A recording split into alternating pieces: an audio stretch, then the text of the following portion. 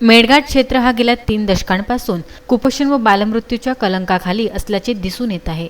यालाच अनुसरून कोट्यावधी रुपयांचा निधी दरवर्षी मेळघाटात खर्च केला जातो। मात्र या कोट्यावधी रुपयांच्या निधीत मोठा भ्रष्टाचार होत असल्याचे यंदा हाय मास्ट सोलर लाईट प्रकरणात दिसून येत आहे। परतवाड्यातील एकाच दुकानातून वाजवीपेक्षा 5 पट जास्त दराचे कोटेशन आणून तदनंतर अंदाजपत्र व मोजमाप पुस्तिका तयार करून कोट्यावधी रुपयाचा शासनाचा निधी व्यर्थ करत असल्याचे गंभीर चित्र मेळघाटाची राजधानी धारणी तालुक्यात दिसून येत आहे।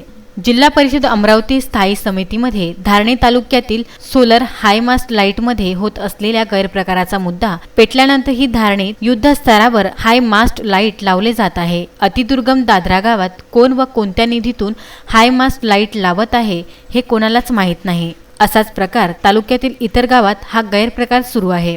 गावकऱ्यांनी विचारणा केली असता आम्ही कंपनीकडून आलो आहे, आम्हाला शासनाचा आदेश आहे असे स्पष्ट शब्दात सांगितले जात आहे।